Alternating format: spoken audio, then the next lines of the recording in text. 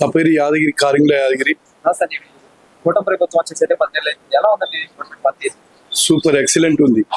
గత ప్రభుత్వంలో ఇచ్చిన హామీలన్నీ కూడా తుంగలో తొక్కేసారు. వాళ్ళు ఎలాంటి ప్రణాళికలు లేకుండా కొన్ని లక్షల కోట్ల అప్పులు చేసి మరి ప్రభుత్వాన్ని మొత్తం కూడా ప్రజల్ని కూడా చాలా ఇబ్బందులకు గురి చేసారు. కూలీల కాంచి మొదలు పెట్టుకుంటే ఉన్నతుల కాడికి గత ప్రభుత్వంలో చాలా ఇబ్బందులు అనుభవించారు.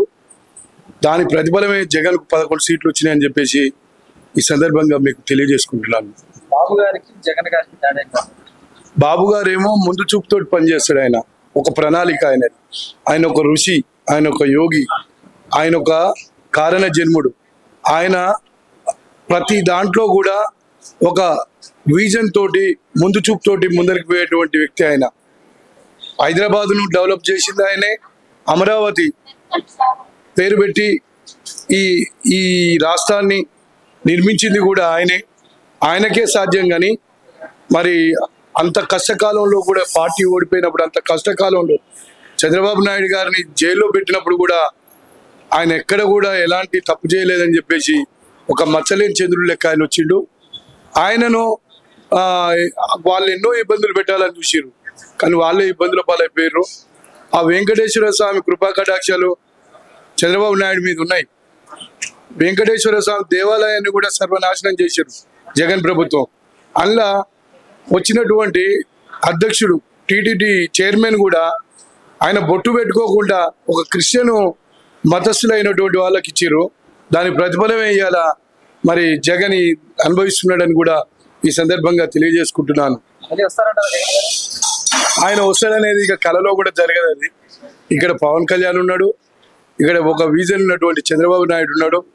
మరి ఈ చంద్రబాబు నాయుడు పవన్ కళ్యాణ్ గారిని మరి దాటుకుంటూ మళ్ళీ రావాలంటే జగన్ వల్ల కాదు. జగన్ చేసిన తప్పులే ఆయనకు శిక్షలు అయిపోయినాయి. ఆయన రావడం అనేది కల్లా అని చెప్పేసి ఈ సందర్భంగా నేను తెలియజేసుకుంటున్నా. అమరావతిని 5 ఏళ్లలో పూర్తి చేస్తాడు. మళ్ళీ వచ్చేసారి కూడా చంద్రబాబు నాయుడు మళ్ళీ అక్కడ ప్రమాణ స్వీకారం చేస్తాడు.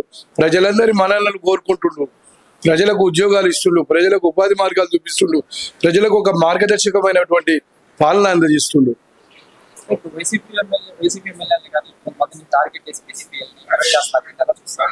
చంద్రబాబు నాయుడు ఎప్పుడు కూడా అట్లా చూడాడు. ఆయన ఎప్పుడు కూడా ఆయనను బాధ పెట్టినా కూడా ఆయన ఎక్కడ కూడా నేను చూసిన సందర్భంలో నేను 2005లో తెలుగుదేశం పార్టీ ఆఫీసు హైదరాబాద్లో ఉన్న కాంచి నేను చూస్తున్న చంద్రబాబు నాయుడిని.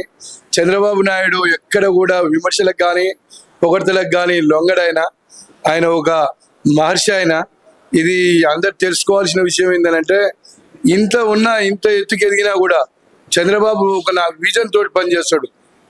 ఉదయం ఎన్ని గంటలకు లేస్తాడు? 4 గంటలకు ఏమో లేచి వ్యాయామం యోగా అన్ని చేసుకొని ఆయన తినే తిండి కూడా ఒక మెనూ ప్రకారం తింటాడు. కానీ ఆయన ఉన్నది కదా అని చెప్పేసి ఎక్కడ పడితే అక్కడ ఏ పడతాయి తినడు.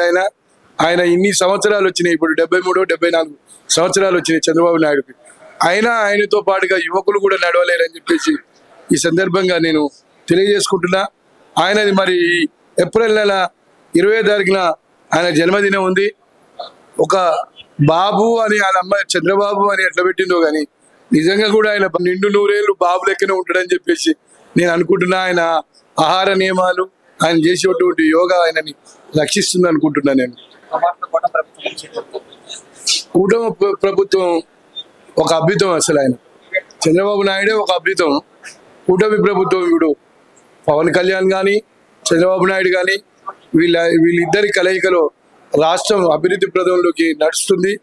రాష్ట్రంలో రోడ్లు వస్తాయి, అండ్ వనరులు చెరువులు వస్తాయి, అండ్ మంచినీళ్ళు వస్తాయి, ఉద్యోగాలు వస్తాయి, యువతకు మార్గదర్శకంగా అన్ని విధాలుగా కూడా చంద్రబాబు నాయుడు ప్రతి నియోజకవర్గంలో మరి కావాల్సినటువంటి పరిశ్రమలను ఏర్పాటు చేసి నిరుద్యోగులందరికీ కూడా ఒక మంచి బాటను, మంచి వాళ్ళకు ఉపాధిని కల్పిస్తారని చెప్పేసి ఆశాభావం ఉంది. చదువుకునే ప్రతి యువకులు కూడా వాళ్ళు పనులు చేసుకుంటూ ఉద్యోగాల కొరకు చూడాలి అని కూడా నేను తెలియజేసుకుంటున్నా.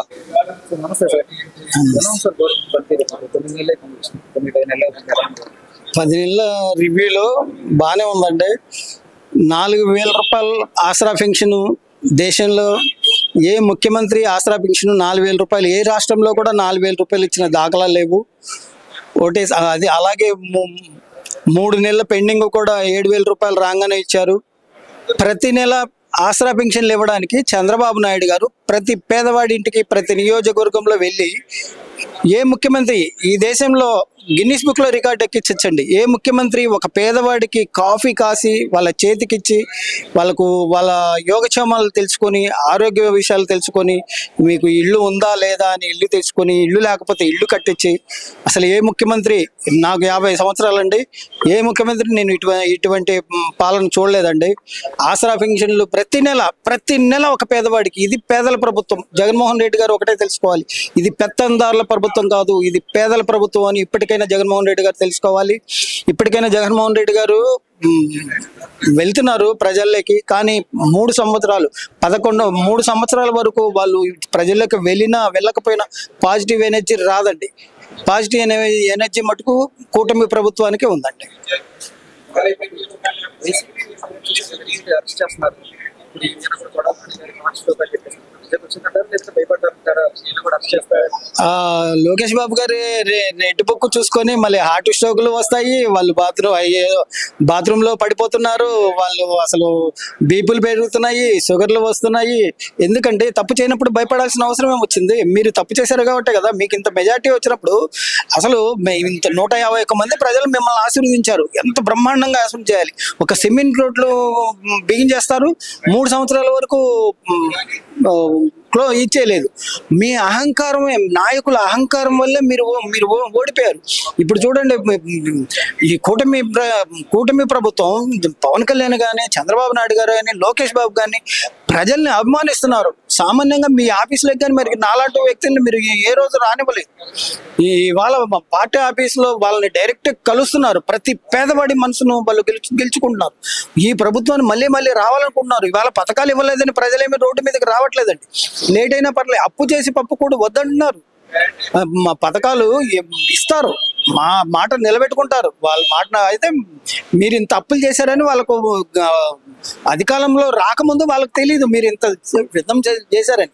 అధికారంలోకి వచ్చిన తర్వాతే ప్రతి స్కామ్లోనూ స్కీమ్ ఉందని వాళ్ళు కనుక్కొని ఇప్పుడు మదన పడుతున్నారు.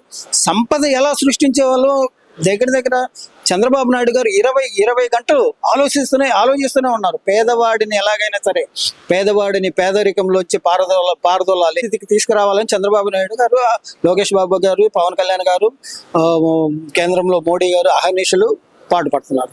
డిప్యూటీ సీఎం పవన్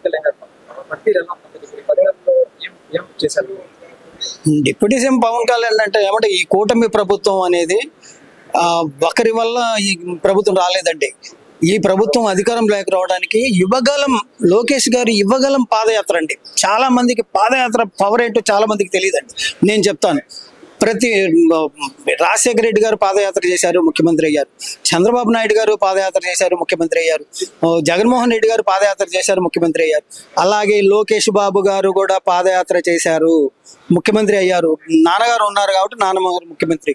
ఇవాళ రాష్ట్రంలో ఇంత మెజార్టీ రావడానికి లోకేష్ బాబు గారి పాదయాత్రలో ఎందుకు ఇంత పవర్ అనేది వస్తుంది అంటే, పాదయాత్రలో పేదల కష్ట సుఖాలు తెలుస్తాయి, నియోజకవర్గంలో ఏం అవసరాలు తెలుస్తాయి, పేదలకు ఈ నియోజకవర్గంలో ఏం అవసరమని హామీలు ఇస్తారు, పాలనకు సంబంధించిన అన్ని విషయాలు తెలుస్తాయి.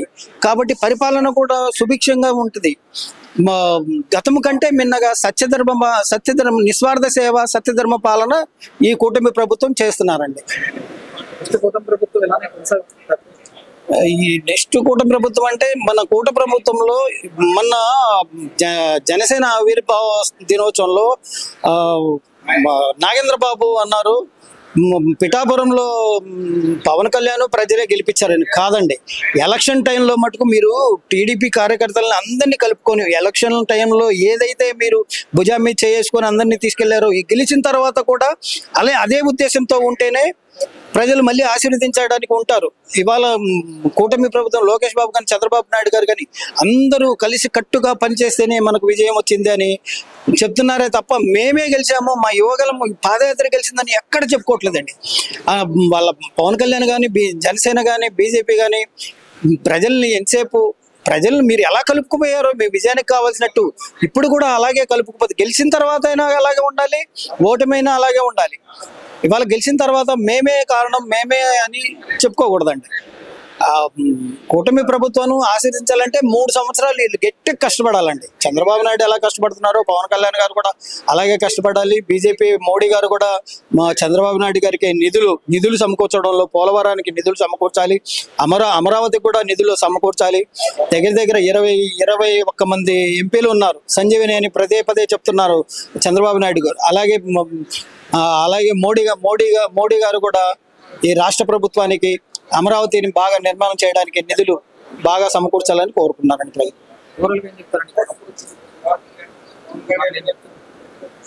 ఓవరాల్ గా ఇప్పుడు కాదండి, 29లో కూడా మీరే అధికారంలోకి రావాలి అనే ఉద్దేశంతో పనిచేయాలండి. ఎమ్మెల్యేలు మంత్రులు ఎవరిని అహంకారపూర్వంతో మాట్లాడకూడదు. ఏదైనా తప్పులు ప్రజలు నిలదీశారనుకోండి, మీడియాకి ఏం భయపడవసరం లేదండి.